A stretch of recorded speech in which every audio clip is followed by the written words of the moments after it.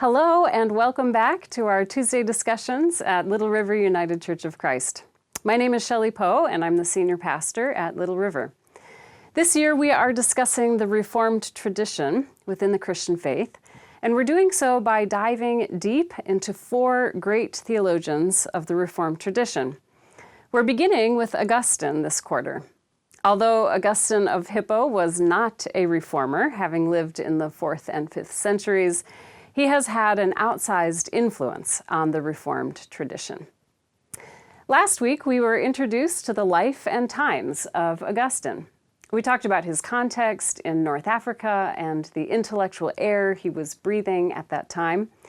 Manichaeanism, Neoplatonism, Donatism, and Pelagianism were important intellectual frameworks that he encountered and with which he heavily engaged.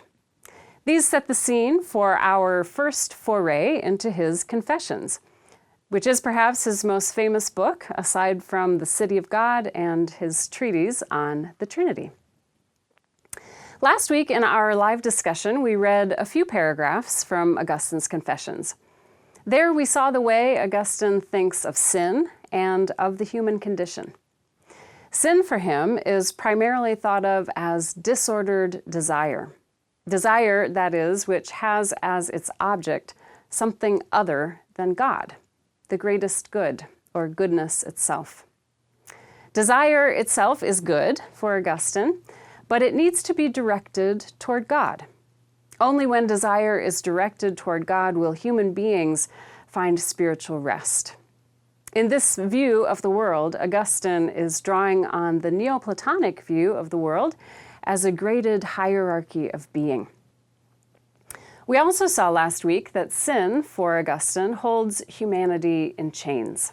He describes the chains of sin as being formed first by an inclination to desire something that is not the highest good, followed by the sin becoming a habit, and then turning into a compulsion.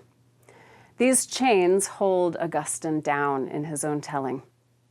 At some point, though, Augustine thinks that God gave him a will to seek God. And this creates two dueling wills within him. He wants or desires things that are other than God, but he also wants God. And these two wills fight with one another within him, threatening to tear him apart.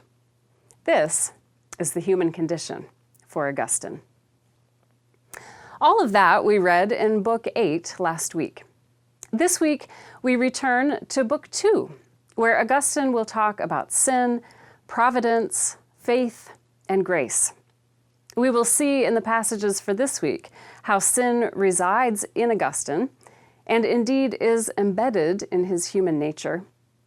But Augustine will also talk about how God is present with him and draws him back to God's self. One of the ways God does so is through introducing him to Ambrose, Bishop of Milan, from 374 to 397. Another step in Augustine's conversion process is his struggle with the problem of evil. The basic problem is that if God is all good and all powerful, then there shouldn't be any evil in the world, because God should use God's almighty power to keep it from happening, in accord with God's benevolence. This problem, the problem of evil, was keeping Augustine from becoming Christian, and he had been drawn to Manichaeanism because he thought Manichaeanism dealt with the problem itself. And so we will see him wrestling this week with the problem of evil in his Confessions. One of the important aspects of this discussion, other than the theme itself, is the fact that for Augustine, questioning is an integral part of faith. It is not as though faith and reason are opposed to one another. Rather, for Augustine, faith means seeking deeper communion with God. And that happens not by denying, but by using our intellectual capabilities. So I hope to see you this week in our live discussion.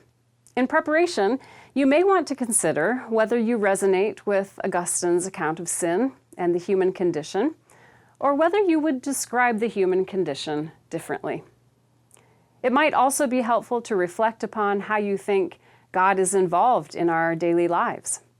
More specifically, how do you think God draws people to God's self? Third, you might consider what you think evil is and how you account for its existence. How do you think God is related to evil? And is the problem of evil a concern for you and your faith? Finally, you may want to consider your approach to faith and reason. Do you think these two are opposed to one another, or can they work together? And I wonder whether this holds true for you, not just intellectually, but in your own life, the role of faith and reason. I look forward to our discussion this week as we dive deeper into Augustine's Confessions. If you'd like to join us live, please find the information on our website. Peace.